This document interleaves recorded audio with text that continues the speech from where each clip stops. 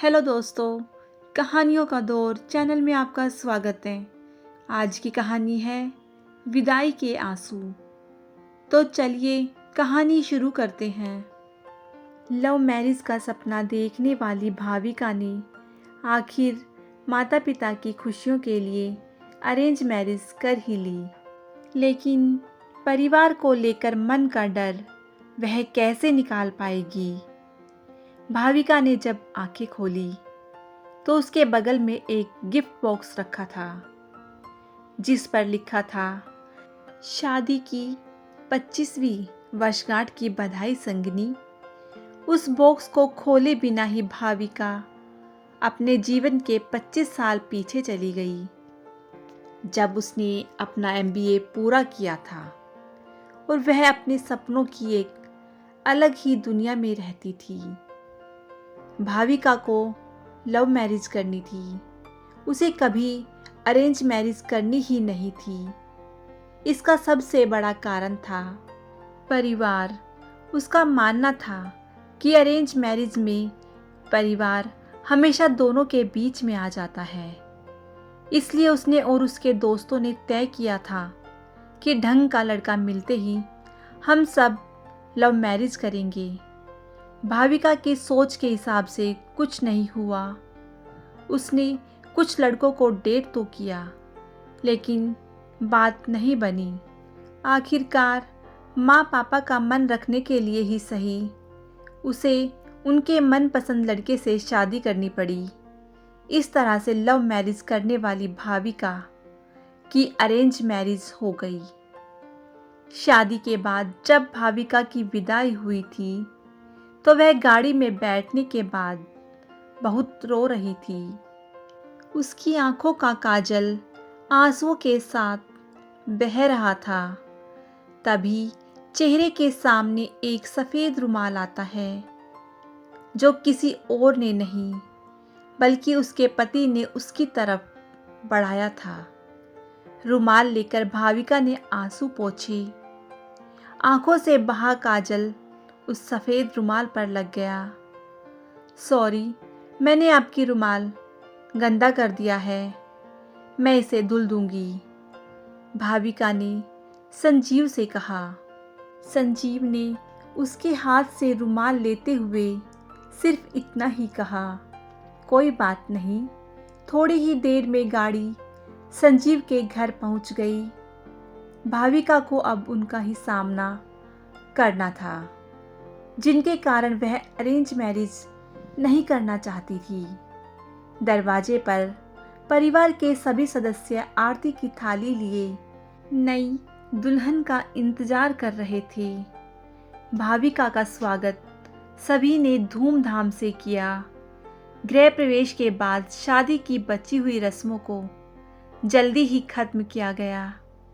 भाविका की सास ने अपनी बेटी से कहा, भाभी को उनके कमरे में ले जा, आराम करने दी, बहू बहुत थक गई है। रागिनी तुरंत उठी और भाविका को उसके कमरे में ले गई। भाभी, आप यहाँ आराम करिए, कुछ भी ज़रूरत हो तो मुझे बुला लेना। भारी लहंगे और जेवरों को उतारने के बाद भाविका फ्रेश होकर सो गई। 5 घंटे बाद उसकी आँख खुली तो देखा कि रात के 8 बज रहे थे। संजीव को कमरे में आता देख वह थोड़ा सक पका गई। अरे आराम से, ऐसे झटके से नहीं उठते हैं, संजीव बोला। हल्की मुस्कान के साथ भाविका बोली, लगता है कि मैं कुछ ज़्यादा ही सो गई। तभी दरवाजे पर दस्तक के साथ भाविका की सास अंदर आते हुए बोली, नहीं बेटी, शादी की थकान है, चंद घंटों की नींद से थोड़े जाएगी। लोग खाना खा लो और उसके बाद फिर से सो जाना। जब भाविका ने खाने की प्लेट देखी तो उसकी आंखों में आंसू आ गए। प्लेट में उसकी पसंदीदा मटर मशरूम की सब्जी, रोटी और मेवे की खीर थी। मम्मी जी, आपको कैसे पता कि ये मेरा पसंदीदा खाना है? भाविका ने अपनी सास से पूछा। इतने में रागिनी पानी की बोतल लाते हुए बोली, परिवार में सबको एक दूसरे की पसंद पता है भाभी, इसलिए आपके आने से पहले ही आपके जानने वाले लोगों के साथ बातचीत करके भैया और मम्मी ने आप पर पूरी पीएचडी कर ली है। अब आपको कुछ बताने की ज़रूरत नहीं है। हमें सब पता है कि आपको क्या पसंद है और क्या नहीं। रागिनी की ये बातें सुनकर भाविका ने अपनी सास का हाथ चूम लिया। थैंक यू मम्मी, मुझे इस परिवार में अपना एक अलग दर्जा देने के लिए। उस दिन से भाविका के मन में परिवार को लेकर रहने वाला डर कहीं दूर चला गया। उसने परिवार को अपना माना और परिवार ने उसे अपनाया। इस तरह से हंसी खुशी रहते हुए भाविका और संजीव की शादी को आज 25 साल पूरे हो चुके थे। भाविका ने अपने अतीत से वर्तमान में आते हुए उस गिफ्ट बॉक्स को खोला तो देखा उसमें काजल लगा हुआ वही सफ़ेद रुमाल था जिससे भाविका ने अपनी विदाई के आंसू पोंछे थे। साथ ही एक पत्र भी था जिसमें लिखा था, प्रिय अर्धांगिनी, तुम्हारी विदाई के आंसू मेरे लिए बहुत कीमती थे, जिसे मैंने हमेशा संजो के रखा था।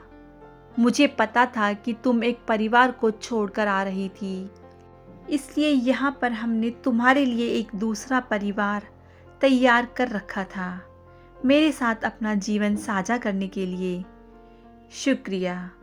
शादी की वर्षगांठ पर बहुत सारा प्यार, तुम्हारा संजू। तो दोस्तों, मैं उम्मीद करती हूँ कि आपको ये कहानी पसंद आई होगी।